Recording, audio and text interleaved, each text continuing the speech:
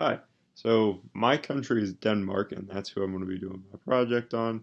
So for the first slide, I'm going to have just a quick little show where Denmark is, because not everybody's going to know where every country we present on is. So it's just on the northern border of Germany. It's a little bit smaller country, but it's super close to Sweden and Denmark as well. The Danish culture is in the postmodern part of the industrial cycle. They are very well educated people, and the vast majority of Danish people are taught English from a very young age. Very open minded, they have a large middle class and a really small percent of poor people. One thing that a lot of Americans find surprising going over there is how blunt and direct they can be. It's just a part of their culture that they're very direct and to the point about a lot of things. Typical diet of a Danish person is very healthy: meat, fish, fresh produce, and a lot of grains. So the Danish art culture has a very large influence on it from their Viking exploration of the British Isles. So when they went there, they saw these massive cathedrals that had statues of these famous Christian people, and that really influenced the way when they came back to Denmark and started building lots of very big structures, and that was where a lot of their art took place in, was through architecture and sculpting and statue making. That kind of shows that their most famous art piece in history is Jorn Utzon, was the architect who designed the Sydney Opera House in Australia. So it's not in Denmark, but is probably the most famous work that a Danish artist has worked on. Danish literature has also a very large impact on the global scale of the world. So, The Ugly Duckling and The Little Mermaid were actually written by Danish author Hans Christian Andersen. And so those are stories that we've probably heard many times in our lives. The Little Mermaid is one of the most popular Disney movies from the 1990s. So those were pretty big impacts that the Danes had on um, the entire world. They also had very early forms of literature through runestones from Vikings, who would write stories about these famous warriors and kings and queens from their time period, and they would write all about them on these stones. And in certain places you can still see them. They're not of the best quality just because they're 1400 years old.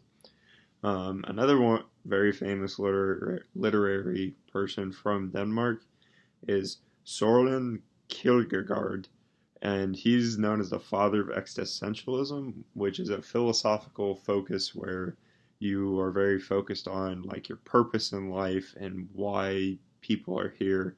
It moves beyond just like general morals, but more like human purpose and why we're on Earth.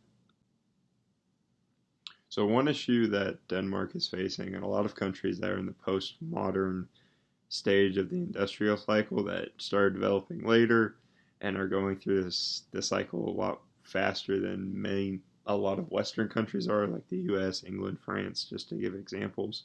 So Korea is also going through this, where they have such a high education rate that they are struggling to find workers to fill um, like normal service jobs. So like, for example, garbage men are hard to find because nobody's really been showed like, oh, this is a job that's like for me, like this is at my education level, because so many people have such an easy access to education with it being free in the country, especially higher level education. So being overqualified and serving in those jobs is a very common thing in Denmark. Another big modern issue is with all the refugees that have been moving into Europe, especially in the last like 10 years, they have had a big struggle with trying to integrate them into society just because it's a completely different culture than it is in Denmark.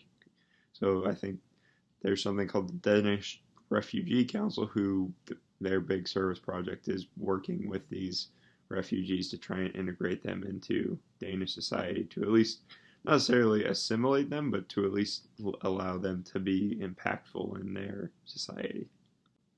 So I struggled a little bit to find the information about Danish Texans, but there it was a museum in Houston that provided a lot of really cool information that just kind of gave a little bit more insight on Danes in Texas. So one person I'm going to talk about is Hans Petter Nielsen Gammel, who's known as the Texas Bookman, and he had this really interesting kind of like House of Wonders that was a bookstore in the 1880s, and he was printing books, and he was doing all kinds of things. He printed things for the states, for Austin, so he would be part of like the legislation. He would print off for the legislation so they could um, pass laws a lot faster.